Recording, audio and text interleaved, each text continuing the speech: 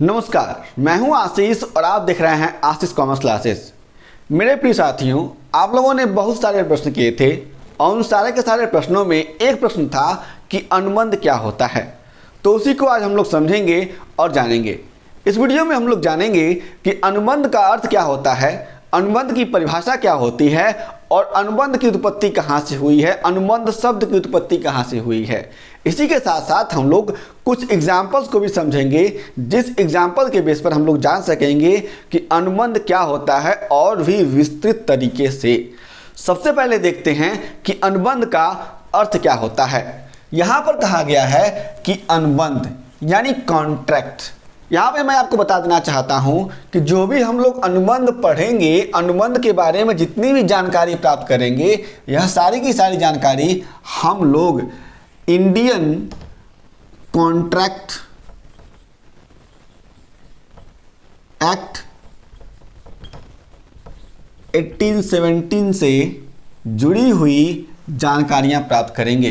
यानी भारतीय अनुबंध अधिनियम 1872 से संबंधित जो भी रूल्स और रेगुलेशंस दिए गए हैं उनको हम लोग समझेंगे इस चैप्टर के अंतर्गत। यहाँ पर दिया गया है कि मीनिंग। सबसे पहले हम लोग समझते हैं कि अनुबंध का मीनिंग क्या होता है, यानी मीनिंग ऑफ कॉन्ट्रैक्ट। हम लोग ऐसे भी कह सकते हैं कि अनुबंध का अर्थ क्या होता है। यहाँ पे कहा गया है कि किसी भी विषय से संबंधित, यानी कोई भी विषय हो सकता है। और यहाँ पे ध्यान रखने वाली बात है कि कहा गया है कि किसी भी विषय से संबंधित निर्णय पर दो या दो से अधिक व्यक्तियों की आपसी सहमति को अनुबंध कहा जा सकता है। यानी यहाँ पे समझेंगे आप लोग कि विषय कोई भी हो, ठीक है ना, और उस विषय से संबंधित जो भी निर्णय लिए जा रहे हैं, जो भी निर्णय हैं, उस निर्णय पर दो या दो से अधिक, कितने, दो या दो से अधिक, एक व्यक्ति नहीं हो पाएगा, व्यक्तियों की क्या है, दो या दो से अधिक व्यक्तियों की आपसी सहमति को ही अनुबंध कहा जा सकता है। यानी ऐसी बात कही जा रही है जिसमें यह बताया जा रहा है कि कोई भी विषय हो, उस विषय से संबंधित जो भी डिसीजन लिए जा रहे हैं, उस डिसीजन में यदि दो या दो से अधिक लोग इन्वॉल्व हैं तो उसमें से जब वे क्या करेंगे, उस डिसीजन पर अपनी सहमति देंगे कि हाँ ये बात हमें पसंद है, यह डिसीजन हमें मंजूर है, यह जो भी निर्णय लिया गया है इस पर हम लोग सहमति देते हैं, किसी भी कार्य को करने के लिए हम लोग अपनी सहमति देते हैं, तो उसे कहा जा सकता है कि वह अनुबंध है। आगे कहा गया है कि यह सहमति व्यक्तियों के अलावा, यानी हमने समझा हुआ है कि व्यक्तियों के मध्य आपसी सहमति, तो यहाँ पे कहा गया है कि यह सहमति व्यक्तियों के अलावा संस्थाओं या देशों के मध्य मौखिक या लिखित दोनों रूपों में हो सकता है।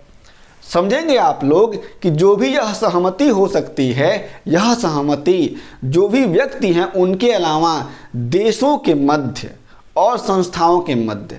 जब कभी भी संस्थाओं की बात की जाएगी तो उन सारी की सारी संस्थाओं में से हम लोग नाम लेते हैं कंपनियों का, पार्टनरशिप फर्म्स का, LLP का, AOP का, BOI का।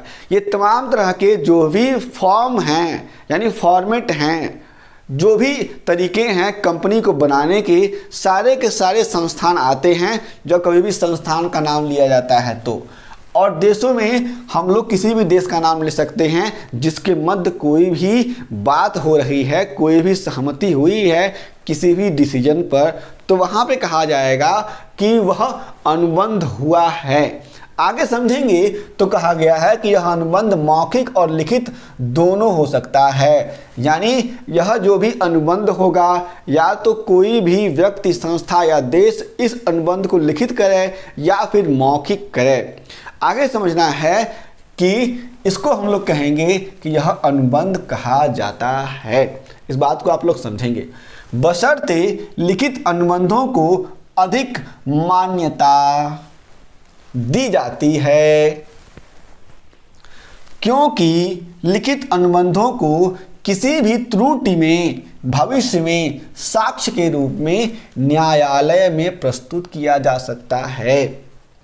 यहाँ पर आप लोग समझेंगे कि जो भी लिखित अनुबंध हैं उनको ही मान्यता दी जाती है, और जो अनुबंध लिखित नहीं हैं, मौखिक हैं, उनको मान्यता नहीं दी जाती है।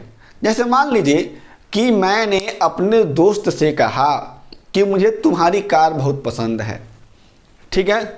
अब वहाँ पर क्या हुआ कि मैंने उससे कहा तुम्हारी कार बहुत पसंद है, तुम मुझे अपनी कार बेच दो। उसने कहा ठीक है। अब बात यहाँ तक तो तय हो गई। हमने कहा ठीक है, मैं परसों पैसे लेकर के तुम्हारे घर पे आ जाऊँगा। पैसे लेकर के मैं जाने वाला था, लेकिन मैं नहीं गया, वह मेरा वेट कर रहा था। फिर कुछ दिन बाद उसने मेरे ऊपर केस दर्ज कर दिया कि हमारे दोस्त ने यानी आशीष ने मुझसे कहा था कार खरीदने के लिए, और हम दोनों के बीच में अनुबंध हो गया था, और यहाँ पर लेकिन उसने हमें पैसे नहीं दिए, और हमारे साथ जो भी अनुबंध हुआ था वह अनुबंध उसने तोड़ दिया। तो आप लोग सोचिए कि इस कंडीशन में क्या है कि जो भी हम लोग के बीच में आपसी सहमति हुई है वह मौखिक हुई है, और मौखिक सहमति बिना सर पैर की होती है, तो न्यायालय में उसको मान्यता जल्दी नहीं मिलेगी, उसको साबित करना पड़ेगा। लेकिन अगर यही सहमति मेरे और मेरे दोस्त के बीच जो कार खरीदने की है लिखित रूप में हो जाती है कि जब मैंने कहा कि मुझे तुम्हारी कार पसंद है, मैं इसे इतने रुपए में ख़रीदना चाहता हूँ, मेरे दोस्त ने कहा कि ठीक है तुम ये कार ले सकते हो, चलो हम लोग कोई भी एग्रीमेंट कर लेते हैं, अनुबंध कर लेते हैं, और मैंने एक डॉक्यूमेंट लिख करके उसने भी सहमति दी, मैंने भी सहमति दी, हम लोगों ने साइन कर दिया, स्टैम्प मुहर लग गया।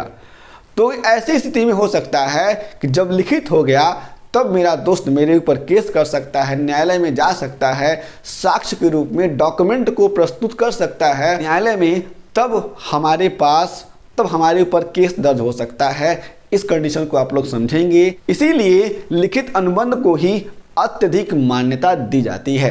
आगे हम लोग समझते हैं तो कहा गया है कि अनुबंध शब्द अंग्रेजी भाषा के कॉन्ट्रैक्ट का हिंदी अनुवाद है। आप लोगों ने ऊपर भी देखा हुआ है, लिखा हुआ है अनुबंध और कॉन्ट्रैक्ट। तो आप लोग समझेंगे कि जो यहाँ पे अनुबंध लिखा गया है यह अनुबंध कॉन्ट्रैक्ट का ही हिंदी अनुवाद है भाई साहब। आगे देखेंगे इस अंग्रेजी भाषा के शब्द कॉन्ट्रैक्ट की उत्पत्ति लैटिन भाषा के कॉन्ट्रैक्टम से हुई है, ठीक है। तो यहाँ पर जो भी यह बात आई हुई है कि जो भी अंग्रेजी भाषा का शब्द कॉन्ट्रैक्ट जिसे हम लोग हिंदी में अनुबंध कहते हैं, वह शब्द आया हुआ है लैटिन भाषा के कॉन्ट्रैक्टम से, यानी जिसका अर्थ होता है साथ मिलना या खींचना। इसको हम लोग ऐसे समझ सकते हैं। शॉर्ट में समझेंगे कि जो भी शब्द यहाँ पर आपको अनुबंध दिखाई दे रहा है, यह अनुबंध अंग्रेजी भाषा के कॉन्ट्रैक्ट का हिंदी अनुवाद है, और जो भी कॉन्ट्रैक्ट शब्द है अंग्रेजी भाषा का वह लैटिन भाषा के कॉन्ट्रैक्टम से लिया गया है। आपको यह याद हो गया होगा। और इसका अर्थ होता है कि साथ मिलना या खींचना, एक साथ मिल करके काम करना, हम लोग ऐसे समझेंगे। इसलिए कहा जा सकता है कि दो या दो से अधिक व्यक्तियों का किसी ठहराव के लिए मिलना या राजी हो जाना ही अनुबंध है। यहाँ पर आप लोग ऐसे समझेंगे कि दो या दो से अधिक व्यक्ति, जब मैं व्यक्ति का नाम लूँगा तो आप लोग अपने दिमाग में संस्था देश को भी रखेंगे कि सर संस्था और देश की बात भी कर रहे हैं साथ साथ में। तो जब कभी भी दो या दो से अधिक व्यक्तियों के मध्य किसी भी बात को लेकर के ठहराव हो जाता है, यानी वे लोग स्थिर हो जाते हैं। ठहराव का मतलब आप लोग साधारण शब्द में समझ लीजिएगा कि दो लोगों ने कहा कि ये काम करते हैं, ये काम करते हैं।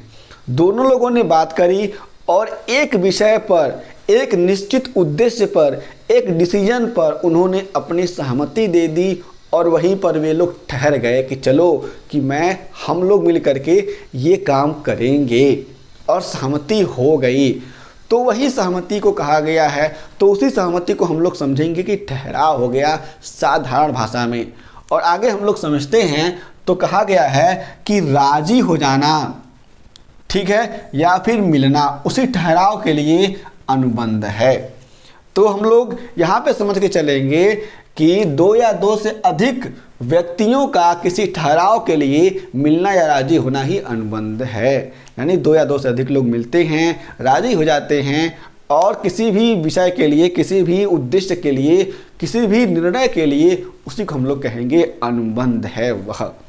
आगे हम लोग समझेंगे, कहा गया है इसे हिंदी में संविदा या करार भी कहा जाता है। हम लोग यहाँ पे देखते हैं कि संविदा अगर आपसे कोई कहता है या करार कहता है, ठीक है ना, तो आप लोग समझेंगे कि यह क्या है, यह भी अनुबंध ही है।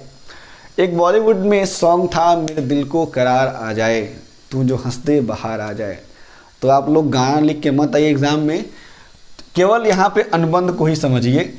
संविदा या करार वैधानिक रूप में दो या दो से अधिक पक्षकारों की बात की जाएगी तो हम लोग क्या समझेंगे, डिटेल में बात को समझेंगे। पक्षकारों मतलब व्यक्ति, संस्था या देश। फिर से देखते हैं, दो या दो से अधिक पक्षकारों के मध्य किए गए वे ठहराव, कौन से ठहराव, वे ठहराव।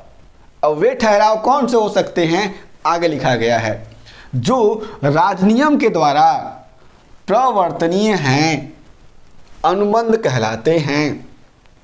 हम लोगों ने अभी पहले समझा हुआ था कि जब आपसी सहमति हो जाती है तो अनुबंध बन जाता है, लेकिन भाई साहब यहाँ पर अच्छे से कह दिया गया है कि केवल ठहराव और आपसी सहमति ही अनुबंध नहीं होता है। यहाँ पर कहा गया है कि राजनियम के द्वारा प्रवर्तनीय होना चाहिए, यानी कि जो भी ठहराव हुआ है उस ठहराव से संबंधित कोई व्यक्ति न्यायालय में जा सकता है।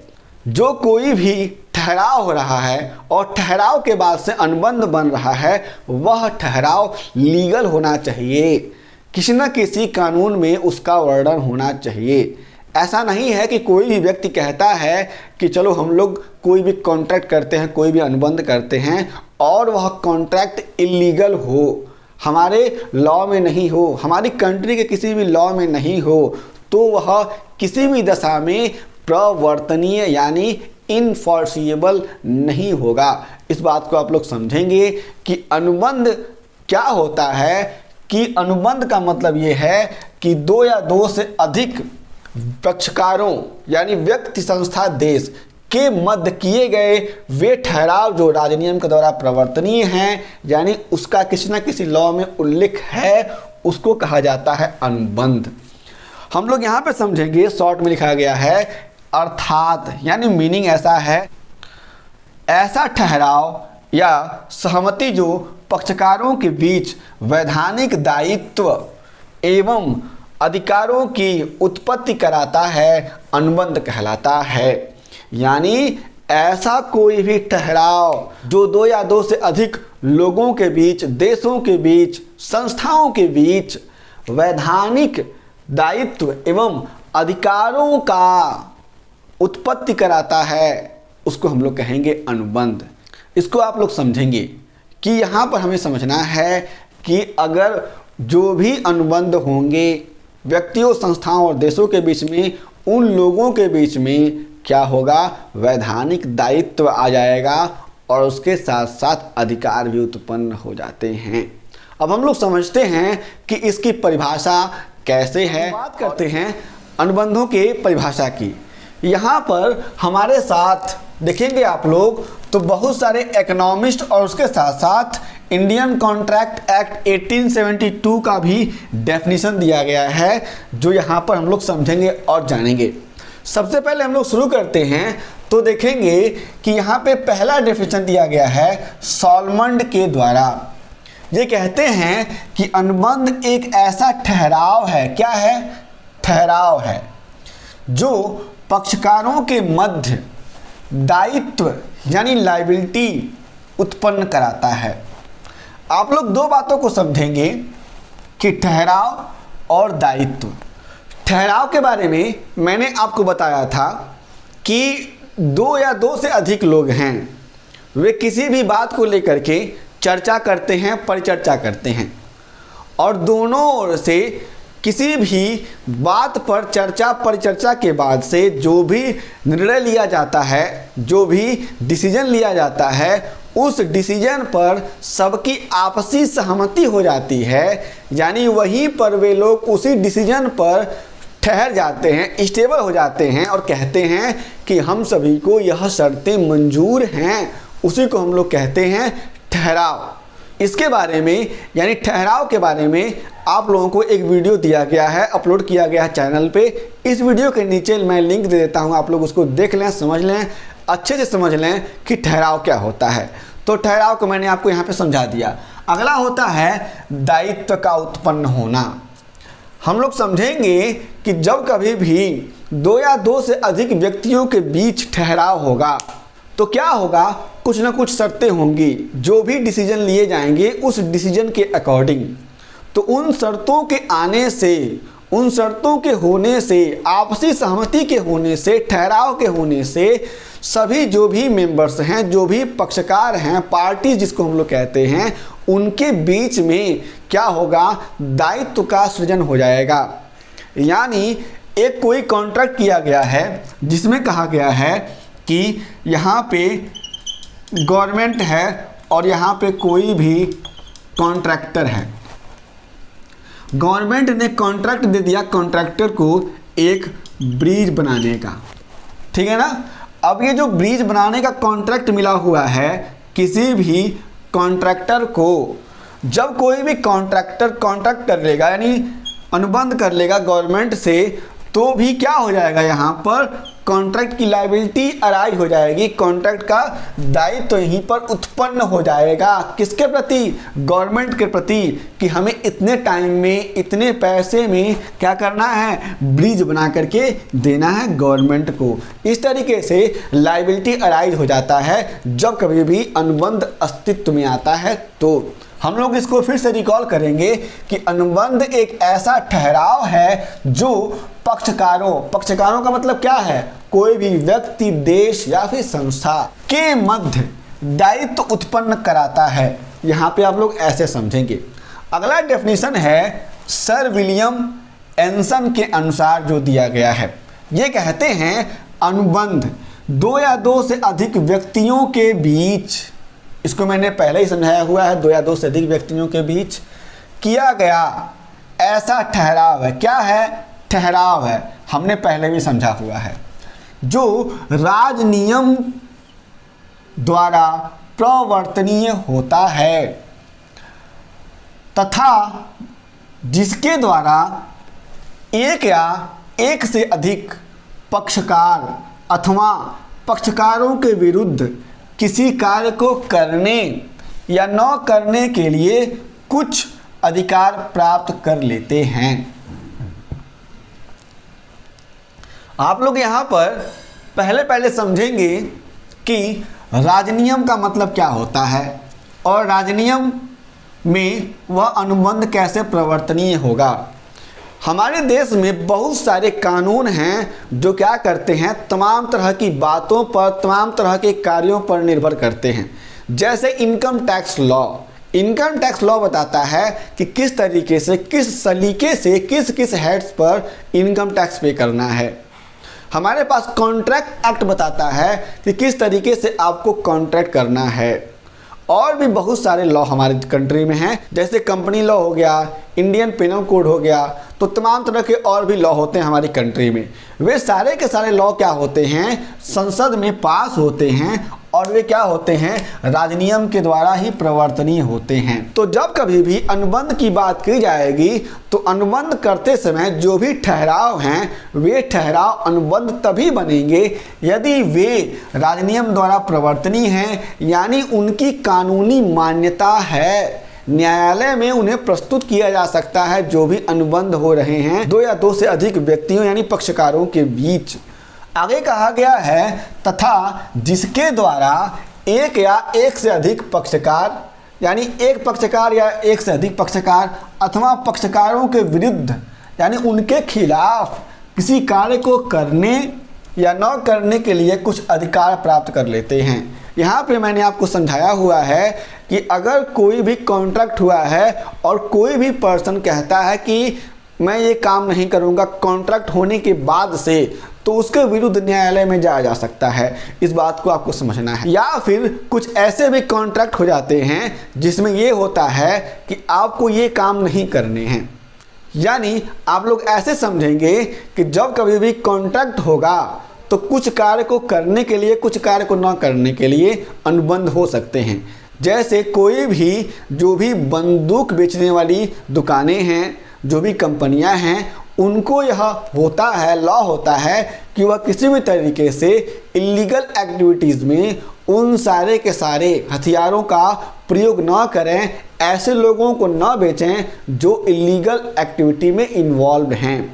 इस बात को आपको समझना है। आगे हम लोग समझेंगे अगली परिभाषा को जो बहुत ही छोटा है और बहुत ही प्यारा है। ये परिभाषा है तीसरा वाला सर फ्रेडरिक पोलॉक के अनुसार जो दिया गया है। ये कहते हैं प्रत्येक ठहराव जो राजनियम के द्वारा प्रवर्तनीय है अनुबंध कहलाता है। ये कहते हैं कि प्रत्येक ठहराव जो राजनियम के द्वारा प्रवर्तनीय है अनुबंध कहलाता है। इस बात को आप लोग समझेंगे जो मैंने आपको पहले ही समझाया हुआ है कि ऐसा कोई भी ठहराव जो राजनियम के द्वारा वैधानिक रूप से प्रवर्तनीय हो जाता है यानी इन्फोर्सिएबल हो जाता है, उसको हम लोग कहेंगे कि वह अनुबंध यानी कॉन्ट्रैक्ट है, जिसको करार या संविदा भी कहा जाता है। अगला यानी अंतिम डेफिनेशन हमारे पास आता है जो भारतीय अनुबंध अधिनियम 1872 की धारा 2H के अनुसार दिया गया है। इसमें कहा गया है कि ऐसा ठहराव जो राजनियम के द्वारा प्रवर्तनीय होता है अनुबंध कहलाता है। उसी बात को फिर से दोहरा दिया गया है। मेरे प्रिय साथियों, हम लोगों ने यहाँ पर समझ लिया कि अनुबंध का डेफिनेशन क्या होता है, अनुबंध यानी कॉन्ट्रैक्ट शब्द की उत्पत्ति कहाँ से हुई है और अनुबंध की परिभाषा क्या होती है। हम लोग अगले वीडियो में समझेंगे कि वैध अनुबंध के आवश्यक लक्षण क्या होते हैं और हम लोग इसके साथ साथ कुछ केस लॉ को भी समझेंगे, कुछ केस स्टडीज़ को भी समझेंगे और जानेंगे। आपके पास यदि और कोई भी प्रश्न है तो उन सारे के सारे प्रश्नों को हमसे ज़रूर बताइए, हम आपके सभी प्रश्नों का उत्तर ऑन टाइम जरूर देंगे। इस वीडियो को आप लोग अपने दोस्तों से भी शेयर कर दीजिए, चैनल को सब्सक्राइब कर दीजिए और वीडियो को लाइक कर दीजिए। हम फिर से मिलेंगे एक नए वीडियो के साथ, तब तक के लिए जय हिंद।